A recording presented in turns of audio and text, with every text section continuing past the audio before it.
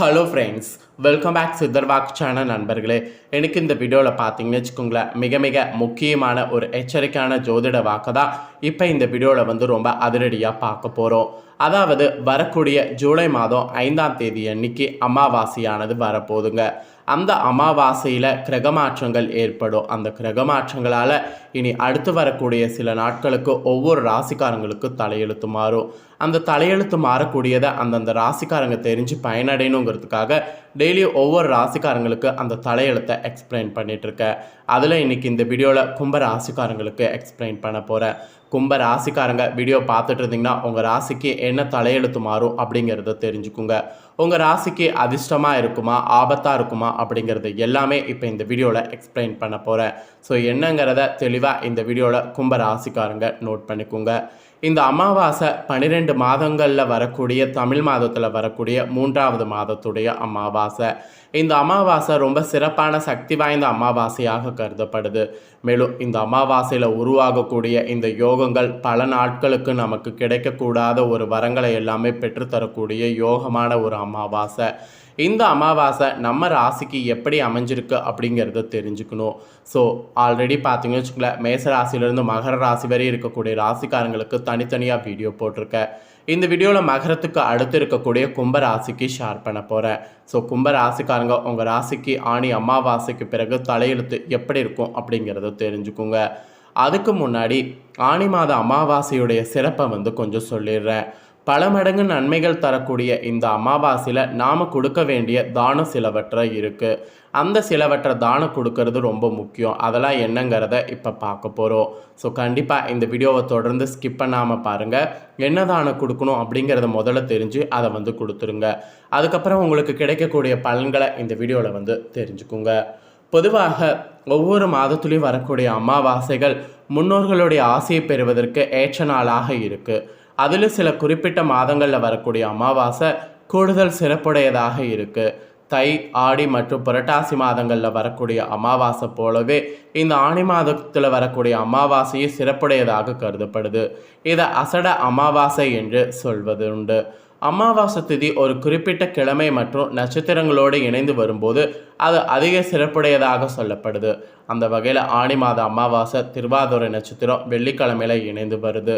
So இந்த நாளில் சில குறிப்பிட்ட பொருட்களை ஏழைகளுக்கு தானமாக வழங்குறதுனால முன்னோர்களுடைய ஆசைகளோடு அளவில்லாத புண்ணிய பலன்கள் நம்மளால் பெற முடியும் என சாஸ்திரங்களில் பார்த்தீங்கன்னு வச்சுக்கோங்களேன் குறிப்பிடப்பட்டிருக்கு. மேலும் அசட மாதம் எனப்படக்கூடிய ஆணி மாதத்தில் வரக்கூடிய இந்த அமாவாசைக்கு அசட அமாவாசை என்று பெயர். தமிழ்நாட்டில் 3வதாக வரக்கூடிய இந்த அமாவாசை நம்மளுடைய சந்ததிகளுக்கு ரொம்ப முக்கியமான அமாவாசையாக கருதப்படுது. மேலும் நம்மளுடைய முன்னோர்களுக்கு கூட நன்மைகளை தரக்கூடிய அமாவாசையாக இந்த அசட அமாவாசை கருதப்படுது. அசட அமாவாசை என்பது முன்னோர்களோடு சிவன் மற்றும் விஷ்ணுவை வழிபடுவதற்கு ஏற்ற நாளாக கருதப்படுது. மேலும் ஆணி மாதத்தில் வரக்கூடிய அசட அமாவாசையில் பித்ரு தர்ப்பணம், பிண்டதானம், காயத்ரி ஜபம் ஆகியவை செய்வதற்கு ஏற்ற நாளாக கருதப்படுது. இந்த ஆணி மாத அமாவாசையில் முன்னோர்களுக்கு தர்ப்பணம் கொடுத்து வழிபட்டால் குடும்பத்தில் சுபிட்சம் பெருகும் என்பது நம்பிக்கையாகவே சொல்லப்படுது. மேலும் இந்த ஆண்டு ஆணி மாத அமாவாசை ஜூலை 5ஆம் தேதி வெள்ளிக்கிழமை வருது. ஜூலை 5ஆம் தேதி காலையில் 4:56 மணிக்கு துவங்கி ஜூலை 6ஆம் தேதி காலை 5 மணி வரைக்கும் அமாவாசை திதி இருக்குது. நாள் முழுவதும் அமாவாசை திதி இருக்கிறதுனால இது சர்வ அமாவாசையாக கருதப்படுது. அதுவும் சிவபெருமானுக்குரிய திருவாதிரை நட்சத்திரத்தோடு இணைந்த அமாவாசை என்பதால் இந்த நாளில் செய்யப்படக்கூடிய வழிபாடு மற்றும் தானங்கள் 2 மடங்கு பலனை தரக்கூடியதாக நமக்கு அமையுது. திருவாதிரை நட்சத்திரத்தில் வரக்கூடிய ஆணி அமாவாசை என்று முன்னோர்களுக்கு தர்ப்பணம் கொடுப்பதால் 12 ஆண்டுகள் தர்ப்பணம் கொடுத்த பலன் நமக்கு கிடைப்பதோடு நம்மளுடைய முன்னோர்களுக்கு மனநிறைவை தருது. 12 வருடங்கள் பிது தர்ப்பணம் கொடுத்த திருப்தியை முன்னோர்களுக்கு ஏற்படுத்தும். இதனால தான் பித்ரு சாபம், பித்ரு தோஷம் உள்ளிட்ட அனைத்து விதமான தோஷங்கள் நீங்கும் என்பது ஐதீகம். இந்த நாளில் புனித நீராடுவது, மந்திர ஜெயம் செய்வது, தானம் செய்வது உள்ளிட்ட அனைத்துமே பல மடங்கு அதிக பலனை தரும். அதனால தான் இந்த நாளில் தானம் செய்கிறது ரொம்ப முக்கியம்னு சொன்னேன். ஆணி மாத அமாவாசையில் பித்ருக்களுடைய ஆசைகளை பெறுவதற்கு, நம்மளுடைய ஜாதகத்தில் இருக்கக்கூடிய தோஷங்கள் நீங்கிறதுக்கு, கிரக கோளாறுகள் நீங்கிறதுக்கு, பித்ரு சாபங்கள் நீங்கிறதுக்கு சில குறிப்பிட்ட பொருட்களை தானம் வழங்குறது மிகவும் முக்கியம். அசட அமாவாசை அன்று ஏழைகளுக்கு உணவு மற்றும் பணத்தை தானமாக வழங்கணும். இது மிகவும் சிறப்பு. அசட அமாவாசையில் அன்று கோதுமை மற்றும் அரிசியை கூட ஒவ்வொரு கிலோ வாங்கி தானமாக வழங்கலாம். இது பண்ணுறது சூரியன் மற்றும் சந்திரனுடைய ஆசைகளை பெறுவதாக அமையும். ஜாதகத்தில் இந்த 2 கிரகங்களுடைய பலத்தை அதிகரிக்க செய்யும். ஆயுள், ஆரோக்கியம், முகவசியம், அழகு, உயர் பதவி, உடல் வலிமை, தலைமை பதவி, அதிகாரம், செல்வம், மனநிறைவு ஆகியவற்றை தருவது இந்த 2 கிரகங்களுமே. அதனால் இந்த தானம் செய்தால் இந்த 2 கிரகங்களை நம்ம ஈஸியாக வசியம் செய்யலாம். அதே போல் பித்திருக்களுடைய சாபத்தால் திருமண, குழந்தை பேறு என்ற சுப காரியங்கள் நடைபெறுவதில் தாமதம், தடைகள் இருந்தால் முன்னோர்களை சாந்தப்படுத்துவதற்காக இந்த அமாவாசை தினத்தில் நிலத்தை தானமாக கொடுக்கலாம் என சாஸ்திரத்தில் சொல்லப்படுது. நிலத்தை தானமாக கொடுப்பதால் ஒருவர் தன் செய்த பாவங்களிலிருந்து விடுபட முடியும். அதே போல் நிலம் இல்லாதவங்க நெல்லிக்காய், பால், நெய், தயிர் போன்ற பொருட்களை தானம் கொடுத்தீங்கன்னா அதுக்கு சமமாக இருக்கும். உங்களுக்கு பிரச்சனைகள் நீங்கள் ஆதாயம் பெறுவதற்கு வாய்ப்பு இருக்குது. அதனால் தானம் கொடுக்க மறந்துடாதீங்க. ஸோ இவ்வளோ நேரம் ஆணி அமாவாசையோடைய சிறப்பை பார்த்தோம். இப்போ ஆணி அமாவாசையை முன்னிட்டு கும்ப ராசிக்காரங்களுக்கு இனி தலையெழுத்து எப்படி இருக்கும் அப்படிங்கிறத பார்க்க போகிறோம்.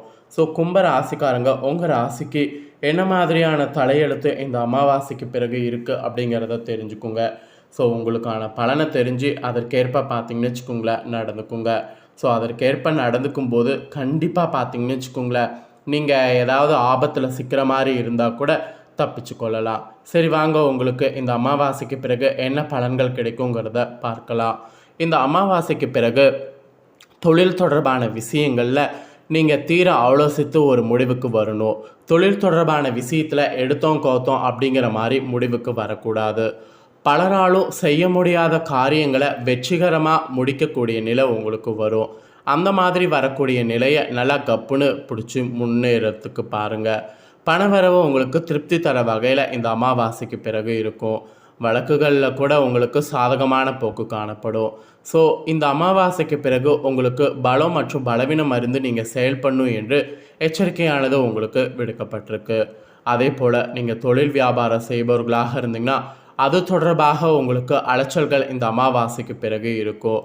வாடிக்கையாளர்களோட சாமர்த்தியமாக பேசுவதன் மூலம் வியாபாரத்தில் வளர்ச்சியானது உங்களால் பெற முடியும்.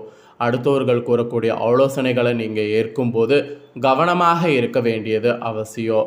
அவற்றை ஆராய்ந்து பார்த்து செய்வது நல்லது. எடுத்தோம் கவுத்தோம் அப்படிங்கிற மாதிரி செயல்படக்கூடாது. உத்தியோகத்தில் கூட கூடுதலாக உழைக்க வேண்டியது இருக்கும். உழைப்புக்கு நீங்கள் இது பண்ணும்போது, அதாவது உழைக்கும் போது அந்த உழைப்புக்கு கொடுக்கக்கூடிய இது நிறைய பார்த்தீங்கன்னு வச்சுக்கோங்களேன் உங்களுக்கு வெற்றி கிடைக்கும். எந்த அளவுக்கு வேலைக்கு உழைக்க கொடுத்து முயற்சி செய்கிறீங்களோ அந்த அளவுக்கு உங்களுக்கு வேலையில் பிரச்சனை வராது. ஸோ அது மட்டும் இல்லாமல் ஒரு வேலையிலேருந்து இன்னொரு வேலைக்கு மாறுவதற்கும் முயற்சி பண்ணலாம். புதிய வேலைக்கு முயற்சி பண்ணிங்கன்னா கண்டிப்பாக புதிய வேலை உங்களுக்கு கிடைக்கும். குடும்பத்தில் இருப்பவர்கள் கூட பார்த்தீங்கன்னு வச்சுக்கோங்களேன் உங்களுக்கு சப்போர்ட் பண்ணுவாங்க. அப்புறம் குடும்பத்தில் இருப்பவர்களால் கூடுதல் வருமானம் உங்களுக்கு இந்த டைம் கிடைக்கும். அதுக்கப்புறம் இந்த அமாவாசையில் உங்களுக்கு முக்கிய நபர்களுடைய அறிமுகம் கிடைக்கும். அவங்க மூலயமா நன்மை உங்களுக்கு நிறைய உண்டாகும். கணவன் மனைவிக்கிடையே சுமூகமான நிலை கூட காணப்படும். பிள்ளைகளுக்காக கூடுதல் நேரம் செலவு செய்ய வேண்டியது இந்த அமாவாசைக்கு பிறகு இருக்குது. அது மட்டும் இல்லாமல் பெண்களுக்கு பணவரவு இந்த அமாவாசைக்கு பிறகு அதிகரிக்கும். எந்த ஒரு காரியமும் லாபகரமாக நடந்து முடியும். செயல்திறன் மெயினாக பார்த்தீங்கன்னு வச்சுக்கோங்களேன் உங்களுக்கு கூடும். மாணவர்கள் கூட பாடங்களை மனநிறைவோடு படிப்பீங்க. கூடுதல் மதிப்பெண் பெற மேற்கொள்ளக்கூடிய முயற்சிகள் இந்த அமாவாசைக்கு பிறகு உங்களுக்கு வெற்றியடையும். கலைஞர்கள் உற்சாகமுடன் செயல்பட்டு கொடுத்த வாக்கினை காப்பாற்றி விடுவீங்க. பணவரவு தாராளமாக உங்களுக்கு இருக்குது. தேவையான பட வாய்ப்புகள் உங்கள் கைக்கு சேரும். அரசியலில் கூட உங்களுக்கு சாதகமான சூழ்நிலை நிலவும். குறிப்பிட்ட சிலர் உங்களுக்காக பேசுவாங்க. நற்காரியங்களில் ஈடுபாடு உங்களுக்கு கிடைக்கும். அந்த ஈடுபாடு கிடைக்கிறதன் மூலிமா பேரும் புகழும் கிடைக்க பெறுவீங்க. ஆக மொத்தத்தில் கும்ப ராசிக்காரங்களுக்கு அவிட்டம் 3, 4 பாதம், சதயம், புரட்டாதி 1, 2, 3 பாதம் இவங்க எல்லாருக்குமே இந்த அமாவாசைக்கு பிறகு இந்த மாதிரி தான் நாட்கள் இருக்கும் என்று சொல்லப்பட்டிருக்கு. ஸோ இந்த அமாவாசைக்கு பிறகு நீங்கள் பண்ண வேண்டிய பரிகாரம் என்னென்னா மாரியம்மனை தீபம் ஏற்றி வழிபாடு செய்யணும். இதை செய்திங்கன்னா எல்லா துன்பங்களும் நீங்கும், காரிய வெற்றி உண்டாகும். ஸோ இந்த ஒரு பரிகாரத்தை மட்டும் அமாவாசைக்கு பிறகு செய்திடுங்க. ஸோ இந்த வீடியோவில் கும்பராசிக்காரங்க உங்கள் ராசிக்கு இந்த அமாவாசைக்கு பிறகு நாட்கள் எப்படி இருக்கும் அப்படிங்கிறத ஷேர் பண்ணது நீங்கள் இந்த வீடியோ தெரிஞ்சுக்கிட்டது ரொம்ப யூஸ்ஃபுல்லாக இருந்திருக்கும். யூஸ்ஃபுல்லாக இருந்ததுன்னா இந்த தாள்களுக்கு ஏற்ப நடந்து பலனடைங்க.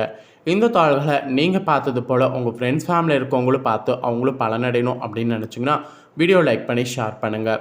உங்கள் ஃப்ரெண்ட்ஸ் ஃபேமிலியில் இருக்கவங்களும் வீடியோ பார்க்கும்போது அவங்களோட ராசி கும்ப ராசியாக இருந்ததுன்னா இந்த தாள்களை தெரிஞ்சு பயனடையட்டும். நன்றி.